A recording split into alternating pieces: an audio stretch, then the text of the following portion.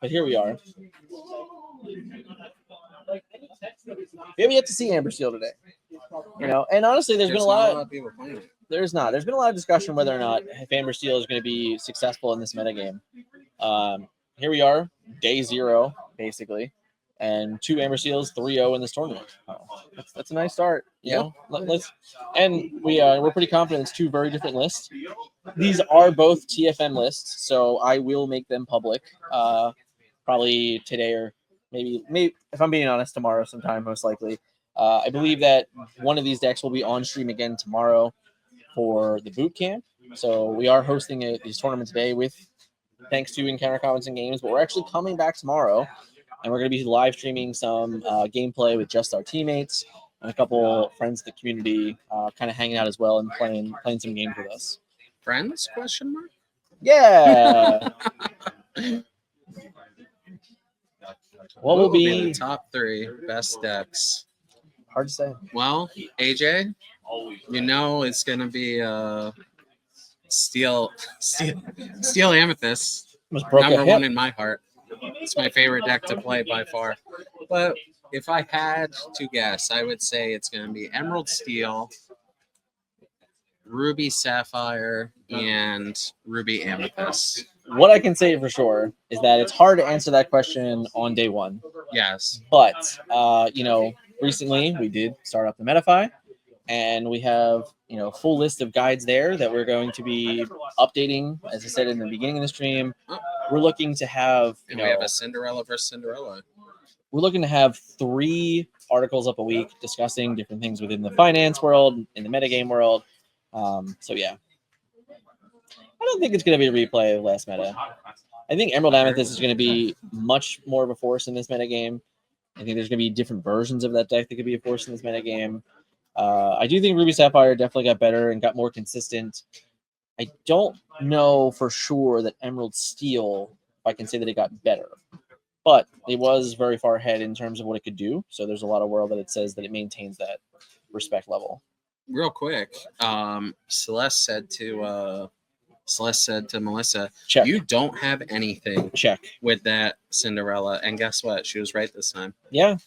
The constant fear here, right, is that even if we have our Let the Storm Rage on, the fact that we had double Robin. Ooh, so we know that there's nothing for the Cinderella. Yeah. Right? But I still think you have to take it out. It's kind of like Ursula 3. The threat of activation is so scary. Agreed. And it was a redundancy. If we just shift to Robin Hood here, I would rather my opponent have a 2/2 generic card than a 1/2 Singer 3. Unfortunately, on YouTube, the exclamations don't work. The links are in the description of the live stream, though. So sorry about that. It only works on Twitch. Also, a Prodigy player. I didn't realize earlier you said what will the top 3 decks be. I thought you said what are the top 3 decks. Still, same answer. It changes. It changes based on information, based on what people are doing. So I was saying what I thought if I had to play in Continentals tomorrow. Oh, sure. Yeah. I'd probably play Amethyst Steel.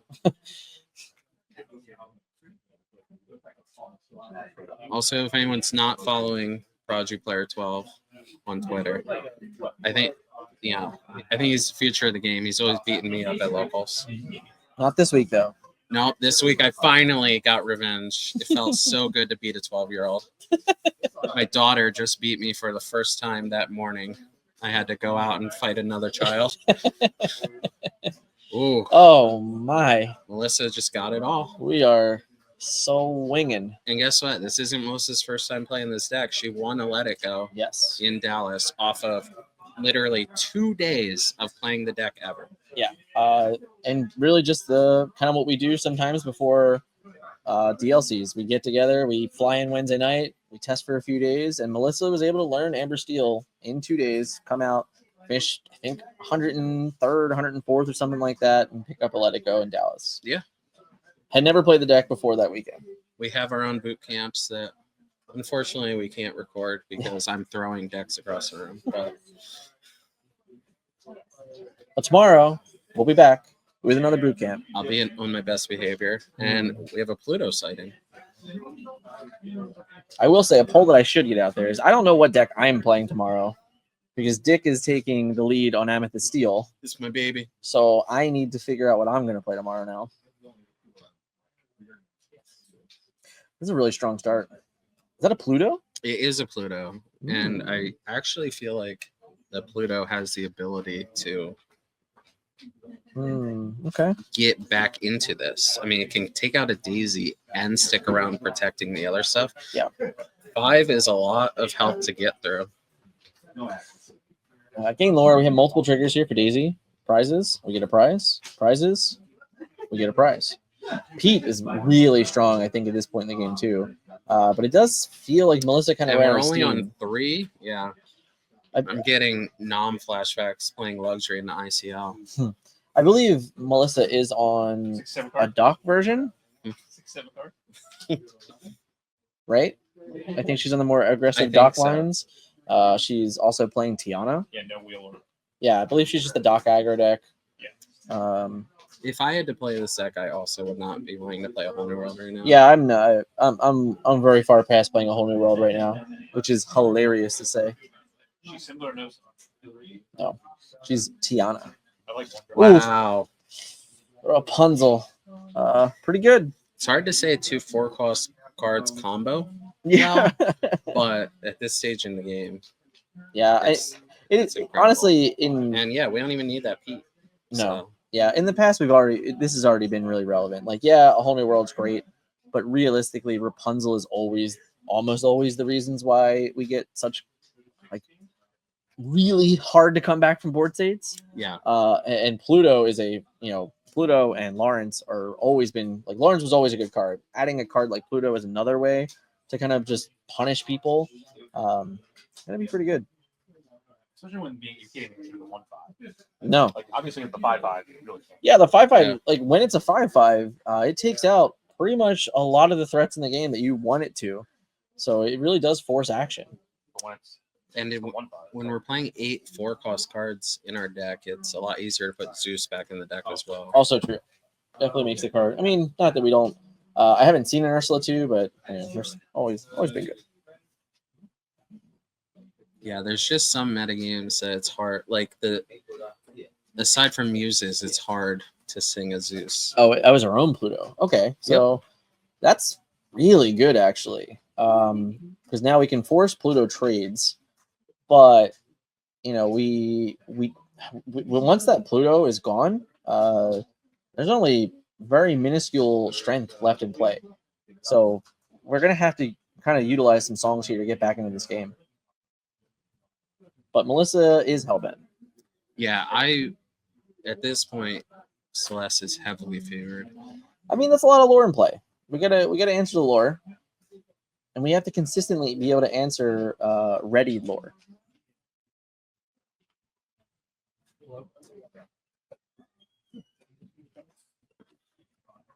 Was that a Pete? Oh, that's just the Pluto. I think Sorry. that 3-drop Tinkerbell is going to be real good at Amethyst Seal. So, are you talking about Amethyst Seal mid-range or our Metafy deck? Before I respond to that, which is nice that there is multiple Amethyst Steel decks now. So Pluto sings, gets rid of Cinderella. Yeah, which is interesting because she could have hit her Pluto and made her. Oh yeah, and then just took it out. Yes. Yeah. Yeah, that would have been pretty nice play actually. Doesn't Just even a- need oh, it. Yeah, just Yep. has strength. Like, we'll just deal 5. Yeah. Yeah, I think this one, aside from some runners, questing here going to 4 is nice. Maybe there's a world. Oh, so we did get a prize, which is helpful. Because Little piece of candy. if we can draw a dock, and our next turn is just like Smee, dock, ink, 1-drop, we can threaten a pretty good amount of a way to finish out this game. But also looking at that board, that's 1, 2, 3, 4, 5, 6. I'm not sure what that final card with the dice is in there. That is a Cinderella and a Smee. We go to 14. Not necessarily check though, and we did get to pick up a prize. It's also notable that the Pete was there last turn. So there was not. If we had drawn an action, we couldn't have utilized to get back in the game anyway. Yes. But it does look like we're probably going to turn the tide on this game. Yeah, Celeste needs to put her in check now. Yeah, and I think it's going to be really easy to get away with that. You're talking here. We removed the 2 Lothret. It looks like there's a Lawrence in hand. Actually, there's 2 Lawrences in hand, maybe. This mirror match going like this is also a huge symptom of Ruby Sapphire being in the metagame, because you can't just play a bunch of things that are really good in the mirror match when they don't threaten lore, like in the Ruby Sapphire matchup. Yeah. There's Doc. We got a prize for a Doc. Yeah, That's we really nice. needed that last turn. If that was in exchange of Cinderella. Yeah, I mean, there's just nothing to do from this board state. Way too much going on. There's not a card in the game on 3 ink that's going to save us.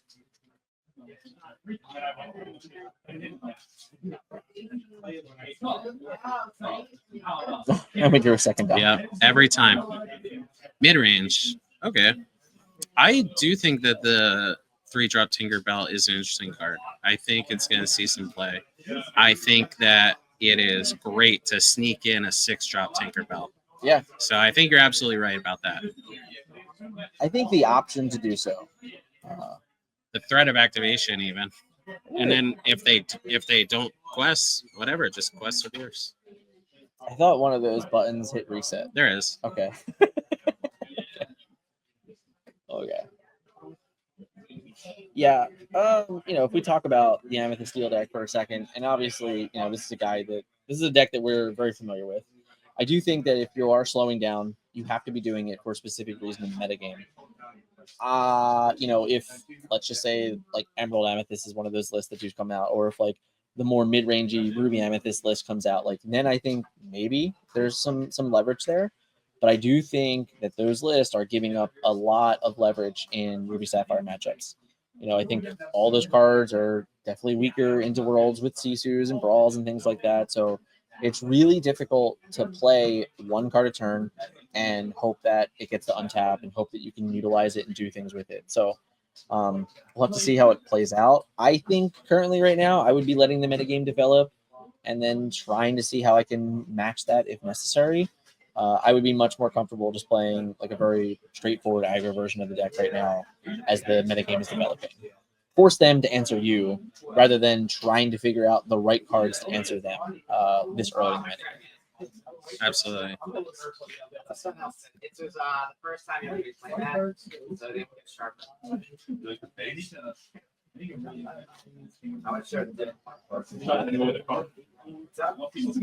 So Melissa's going to be in the play again. Lost game 1 on the play. Yeah. Honestly, ran out of steam. Being on the play really puts you in a position of being the quester, which if you ever stumble, you're just not winning it. Like if she just had a song, with the Cinderella. Unironically, the check, you don't have a song, match your Cindy play, and just not having it. Yep, was the whole game. It literally could have been the difference of the game, which is crazy to say, but in Amber Steel Mules is very true. I think on average, most players don't even play the Cinderella in Celeste position. Right, especially if you have like a Vanessa. Yeah, if you just have an alternative answer, you're just like, all right, I'll be slower. I won't walk into their Storm Rage on. I won't allow them to gain advantage in any which way. And instead, we gambled, and because of it, we won the game. And Melissa is the quester this game as well. Yeah, and a turn 1 follow-up to Daisy is a much... Oh, this is exactly what we're going to be doing. This looks great. Yes, especially when Celeste plays a Daisy as her one and drop. We don't get a prize. Right. A Daisy on the draw as your turn 1 play is probably the worst option for a turn 1 play. Yeah. But it's uninkable, so you have to play it. Now so more than ever, I think uninkables are showing people how scary they can there's be. tough choices that have to be made, and you have to be like, this card is always good in a given matchup. We did pick up a prize there. Calhoun. All right. A lot of four. Making a better decision than someone earlier. She's reading the copy. Yeah, very true. Very true. Confirming what the card does. Yeah, and no follow-up play. What was that? Was it just pass? Yeah. Unfortunate hand. Very unfortunate hand for Celeste. Yeah. Not only that, she can't. I mean, she has to just quest, but yeah. I mean, well, she doesn't have to. She could wait for Rapunzel. Yeah. This might just be like, I actually have to just play my turn 3 Storm Rage on to kill your Piglet. Yeah, which is so much tempo disadvantage. But you'd rather lose tempo than the game. Yeah, yeah. Sometimes you just gotta make those plays. Yeah, this is pretty rough. I mean, next turn we get to untap, gain 2, 5 lore, 6 lore, probably go to 13. Did Ariel miss there? Nope, it got a strength. Okay, strength helped. So the quest there, I think, is wrong. Yes, because now we can just Calhoun. like, even if we just tap it with a Storm Rage on and then Calhoun finish it, Calhoun takes no damage, gains an additional 2 lore, and extends the game even further.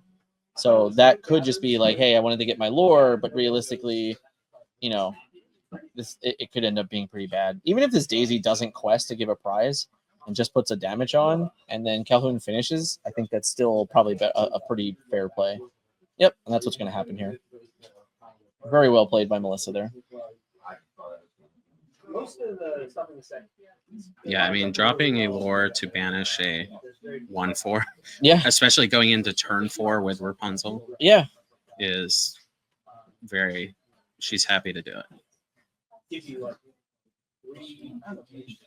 Oh, Melissa is not rude. I don't know.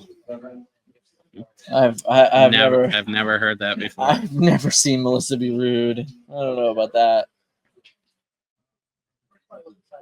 That's an army, man. Socially awkward, maybe. But Yeah, that was an army. yeah. Yeah, that's a good concession.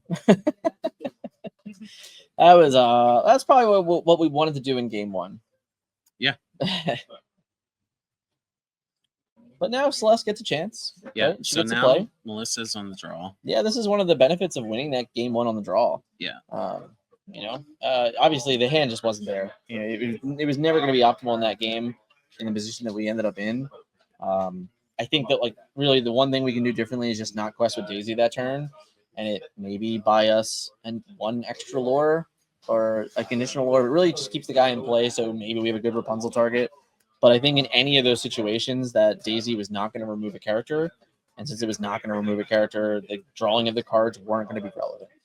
So I think they were just always going to be behind in that game. Maybe the Ariel has a chance to help us get back in, but we just got stampeded. All right, so being on the draw, Melissa's going to have a completely different game plan. Agreed. We're going to want to see more Smees and Calhouns than we want to see Piglets.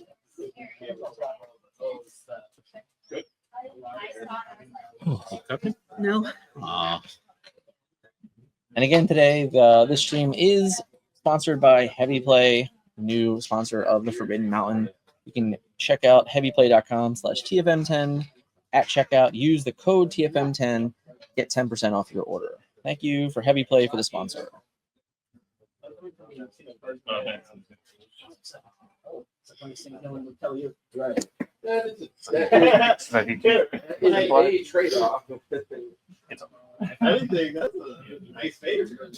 We were asked how we felt about the 7-cost Tinkerbell with Blue Fairy. Well, what do you think about the 7 drop Tinkerbell? I don't see her ever being played. Mm. For one, it's 5 to shift, right? So you're losing an ink. Yeah. On anything you shifted on. Well, she's a 7. Right, but you're Yeah, shifting no, onto no. a 3 unless She you morph. she makes no impact to the game whatsoever. Yeah. Her conditional ability of gaining lore through other characters is absolutely irrelevant to just playing a better character. So no, I do not think that. So I also don't think that we're in a world that Blue Fairy is playable, and I'm Right. a huge Blue Fairy fan. Yeah, we played it at the first DLC. We ever. did. I did. I took it to a top 100 finish in the first DLC. Scott Landis took it to his top 64 in the first DLC. We have been Amethyst Steel enjoyers since day one. That was actually my first deck ever. There we go. Amethyst Steel with Brooms and Whole New World. I played it on day one of set 2 because that's how much I love Blue Fairy and Arthur. All right, so I don't know. Is the first card a Daisy? Was it? Yeah, gain 2 lore, so it's a Daisy Duck. So this is an interesting. I'm not. Obviously, Ursula 2 is great. Piglet. I don't think she runs Ursula. I think 2. there's a world where I'm not sure either of these player lists have Ursula 2 in it. Right, So I I haven't wonder if seen we're it. getting away from that. You know, maybe like Well, when you're not expecting the mirror. not even that. I think it's also like this blue red talk. You know, this ruby sapphire talk again, where Ursula 2 is good in steel matchups and mirrors, but this deck is having a really tough time winning. This is interesting. Inking the Lawrence to play the aerial. So you've played your two. You played 2 very aggressive cards already, and now you're inking another aggressive card to play a controlling card. Yeah, This goes back again to who's the quester. I do not believe Melissa has Ursula. I'm not certain, but I don't think so. We hit a Robin Hood, a mini Robin Hood off of the Daisy. Hey, we get prizes. We really need to shift a Robin Hood this turn. Shift Robin would have been nice. If not, I'm running that Piglet into Smee for sure. Yeah, I think in this position you have to trade lore for characters. Oh, gotcha. I probably did see it today too, but I've seen a lot of deck lists, so it's hard to keep track of all of them. All right, so that one, okay. All right. Gain 2, take a trade, acknowledge. I can't wait for our next turn to draw Robin Hood though. Yeah, I would have given up the Piglet and left the Robin Hood readied. It wouldn't have mattered. Nah, it would have been But- it'd have been rough. I Any also world- would not have stormed there, I don't Right. think, because I would have just challenged the Piglet, Mm. especially if she already had the Pluto. Yeah, this is pretty If strong she though. inked a Smee, Oof, which again is another whiff. aggressive card. Stuck with Naveen in hand. I'm not a fan of Naveen anymore after playing a lot with it. I feel so pigeonholed so often. It feels on average you're, and we've kind of already discussed that we're not super happy playing a whole new world anymore. And because of that, I think that was like the real great appeal of that. But, playing Naveen and automatically playing a Zeus, not the worst thing to be doing in the metagame. It would be pretty good here in a world where you could just be like, I'm going to Naveen, Zeus, kill your Pluto, and then Lawrence your Ariel. Like, that'd be an okay turn. I have definitely compared Naveen to Jim Hawkins in the past. I agree. So you match? No. Yeah, yeah. there we go. That just does not work. We're just going to go questing then. Yeah. Which is not great. Honestly, though, the lore totals are pretty close because Celeste took her foot off the gas. She did. She started saying, you know what, I'm just going to have more card advantage than you and grind you out. Or at least attempt to. Yeah, I agree.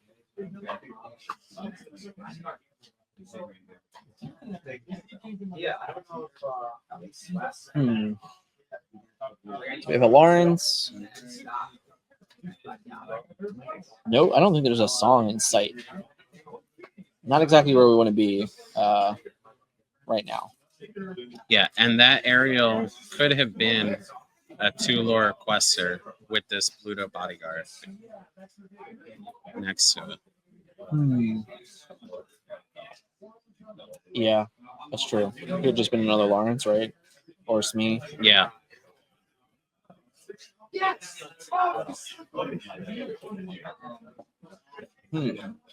So technically, Amber Seal is just not on.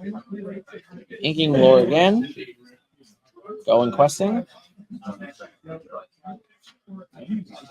wonder if there is a follow-up. Got a Rapunzel. Okay. Okay. Pluto can take out Pluto. Lawrence can take out Daisy. We can draw a card off Rapunzel. It's interesting We because can't play actions this turn. I so- believe Celeste had a Rapunzel. Okay, we couldn't make a fair trade though. But this is at least a way to mount a comeback. Yes.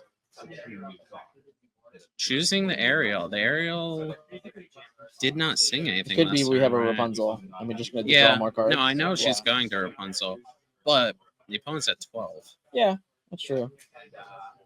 I was wondering if you killed Diablo 1. Yeah, the issue with Rapunzel here. Like Melissa had enough cards to play for the rest of the game Yeah, already. yeah, taking lore off the table would have been nice. Also, obviously- we're conditioned to Right. Well, there is that, but we haven't not seen a whole new world yet. So if it's not a whole new world off the top, the Ariel is not as threatening than the gaining of lore. Obviously, we know that there was no actions played last turn, so it seems worse. I do not love inking Rapunzel though. I think there's a very good chance that Rapunzel had the ability to draw even more cards again next turn. The way I see this Pete, could in some ways deal damage. a whole new world's coming. Yeah, it is. So it's Naveen into a whole new world. Yep. As soon as your opponent realizes to do the All right, so there you go. So maybe taking Ariel out was correct then. This might turn out to be removing the Ariel was better because if it was still in play, having another way to remove more characters would have been worse. Yeah. Well, the Pete can also sing, so you're Not a whole only new world. eliminating. Yeah, I mean, yeah, that's fair. He can't sing. What I think the best card would be Again, Zeus. taking the foot off the gas, but with a bare necessities. Is that a smash? That is a smash. There's also a Gontu. Tiana. Yep. I think smash was the only option. If that was just more characters, Yeah, if it was just threatened character, you're going to be at 15 with 5 lore in play already. If you Yeah. just put like 2 more lore in play. it does look like there's a second whole new world.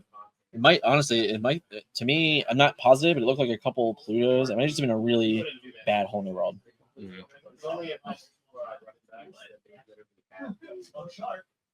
Yeah, there's no way she had a character that cost 1 or 2 because she could have sang the bare necessities as well. Well, Melissa has any chance, it's going to have to be on this turn.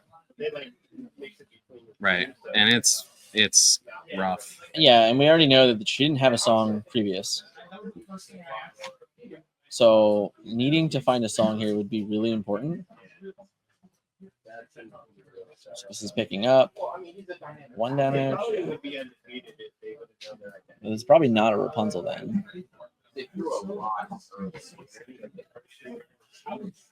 Yeah, this just looks like a tough turn. Yeah, Celeste drew another whole new world from. Yeah. Yeah, I don't know if that's how we can win this game. This is what we have to do. I mean, this might, if this is, play 3 characters, then maybe we present a position for that. And we just hope. She needs to put 5 more lore into play. Yeah. Although the Lawrence just is challenged and banished by Naveen. So if it was Pete plus lore, that could present a fair enough position in the game. But that is that final card is still a Daisy Duck, right? So it's still 4 lore right now in play. Yeah, she got her exactly off of check. Yeah.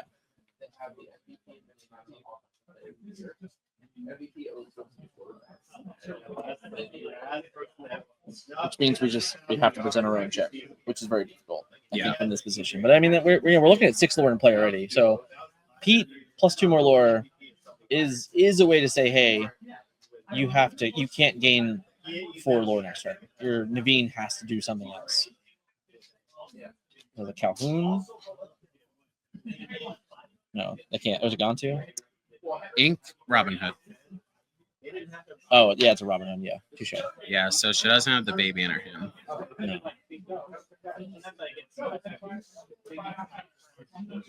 We're in the tank.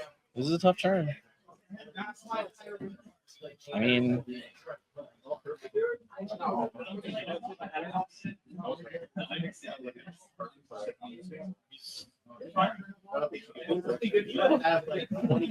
I wish I could see the hand to try and mold this. I don't remember what it was exactly last turn.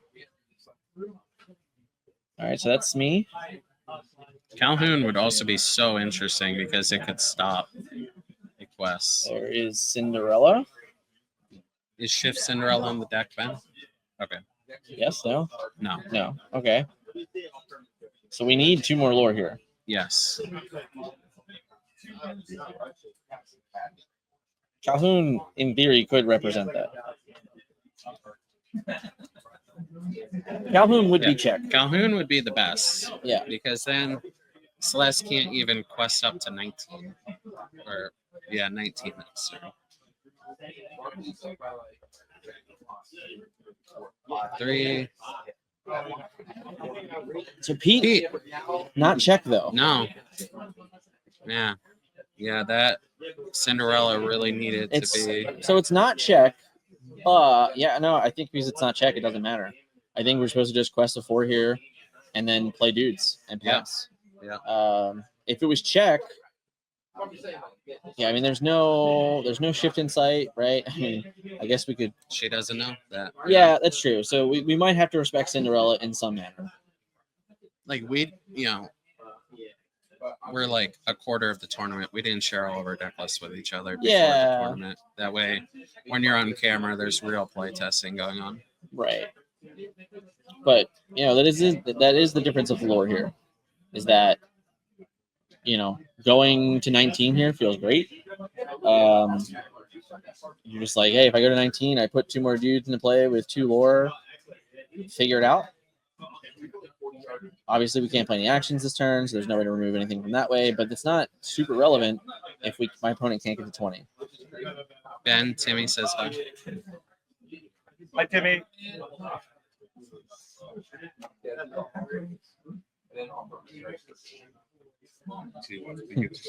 This is what happens in these the end of these games, man. Just so many things to do. With a whole new world, all of a sudden you have 7 cards in here at the end of the game. There's so many options. I love this. She came to the right conclusion. This is very likely checkmate. I think that's what we're seeing here. Yes. That's 2, 4, 6, 8, 10 to 19, and not enough.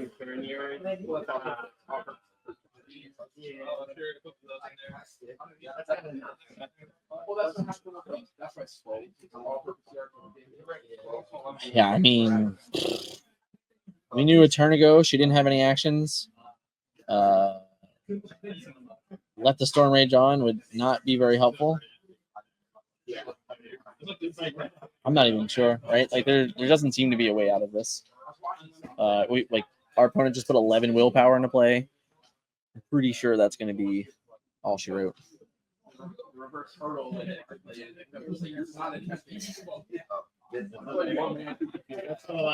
Who's at 18? Celeste. Cool. I don't even playing Tiana. We should not have played Tiana, right? No, but there's just nothing in the deck anyway. There's no 2 grab your swords or anything. Yeah, no, I just think that if we were ever going to have some random chance, it would have been because of actions in some way. So Tiana means nothing if we can just quest a 10 anyway. But yeah, that's all she wrote. I mean, she just didn't have 5 lore worth characters that she could play.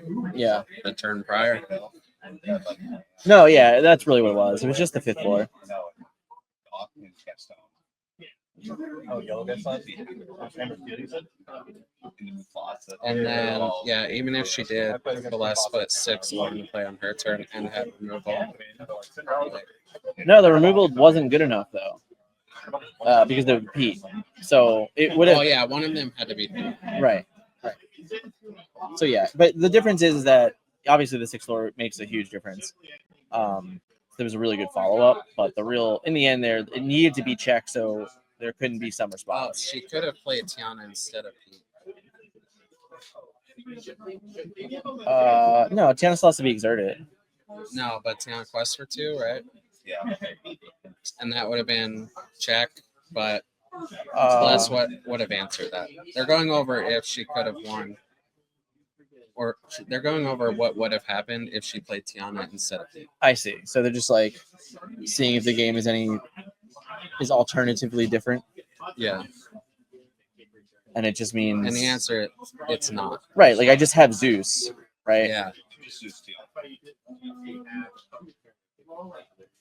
She was at 14. Yeah. So Zeus, Tiana, Quest for 2, go to 16, put 6 lore worth of characters unexerted in play.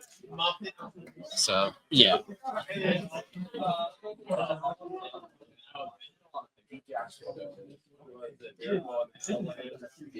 Yeah, it's the same thing. It's just like, all right, I just have more dudes now.